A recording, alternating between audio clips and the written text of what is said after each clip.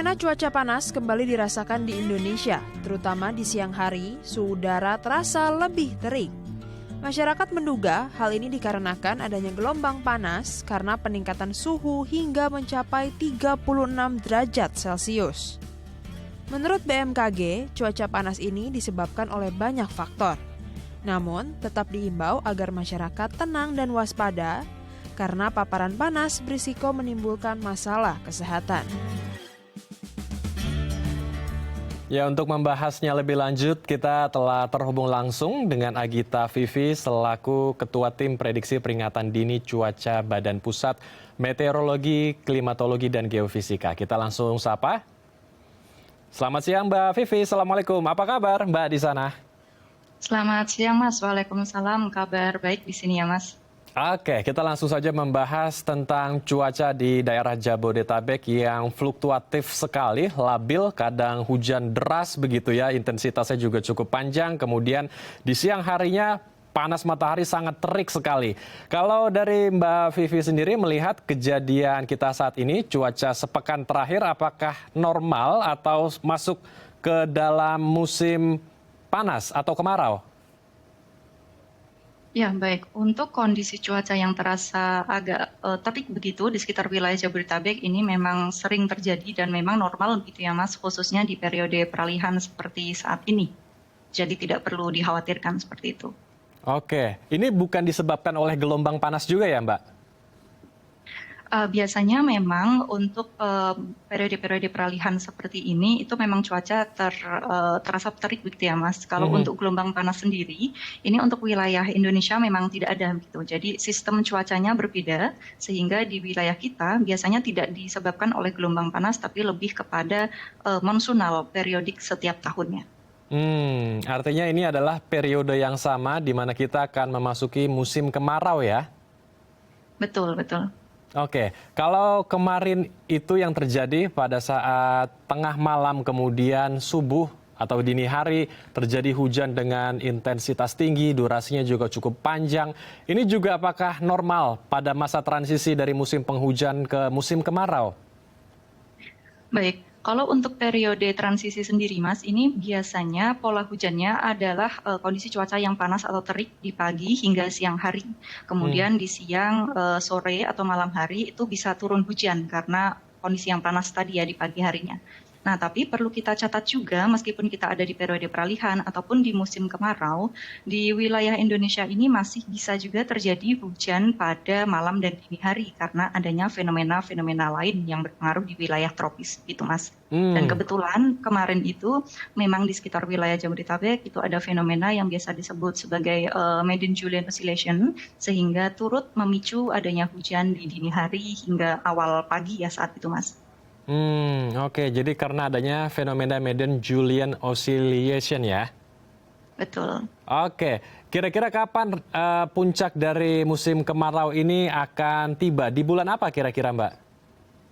Baik, kalau untuk saat ini memang masih di awal musim kemarau gitu ya Mas, atau di periode peralihan. Nah, untuk puncaknya sendiri ini diprediksi akan terjadi sekitar bulan Juli, Agustus, September begitu ya. Jadi memang masih cukup panjang begitu. Oke, Juli sampai September, kira-kira puncak kemarau kita akan terjadi. Ya, kurang lebih seperti itu. Oke, di daerah-daerah mana saja yang akan mengalami kemarau ekstrim, Mbak, agar masyarakat kita juga bisa lebih bersiap-siap untuk meminimalisir dampak buruk ketika puncak musim kemarau tiba?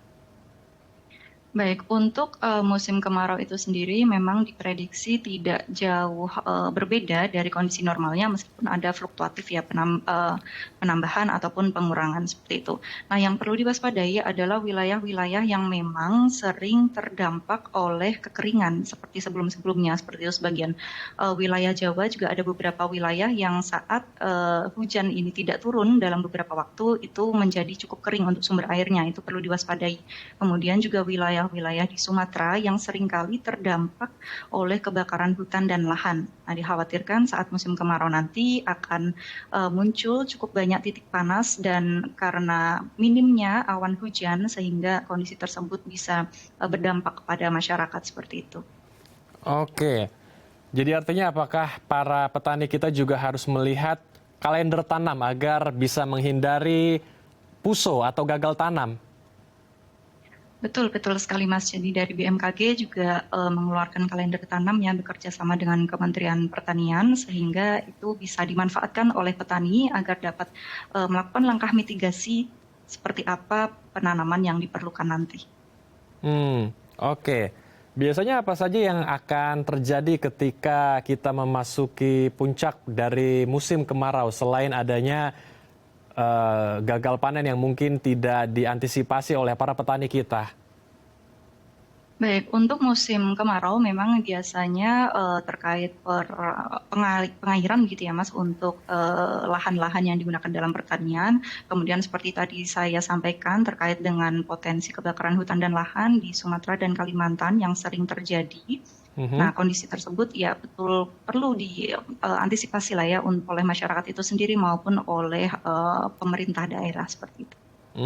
Oke, terakhir apa imbauan dari Mbak Vivi untuk masyarakat kita agar bersiap ya ketika menghadapi musim kemarau yang mungkin panasnya, suhunya ini sangat tinggi? Ya, dari BMKG menghimbau kepada masyarakat agar tetap waspada gitu ya Mas, berjaga karena kondisi suhu yang cukup tinggi ini perlu dilakukan mungkin memakai suatu pelindung atau sunscreen seperti itu. Kemudian juga tetap waspada akan potensi hujan yang masih bisa turun khususnya di siang sore hari. Karena biasanya di musim-musim atau di periode-periode peralihan ini hujan lebat di siang sore hari, kemudian biasanya disertai oleh angin kencang dan juga badai petir itu yang perlu diwaspadai. Kemudian juga untuk masyarakat yang bekerja atau beraktivitas di luar ruangan juga harus memastikan bahwa tubuhnya cukup terhidrasi seperti itu, Mas. Oke, baik. Terima kasih untuk informasinya dan pandangannya bersama kami di Halo Indonesia, Mbak Vivi. Assalamualaikum, selamat kembali beraktivitas. Waalaikumsalam warahmatullahi wabarakatuh. Terima kasih. Pemirsa, usai jeda kami akan mengajak Anda melihat limbah botol yang mampu dikreasikan hingga mampu menghasilkan pundi-pundi rupiah. Usai jeda di Halo Indonesia.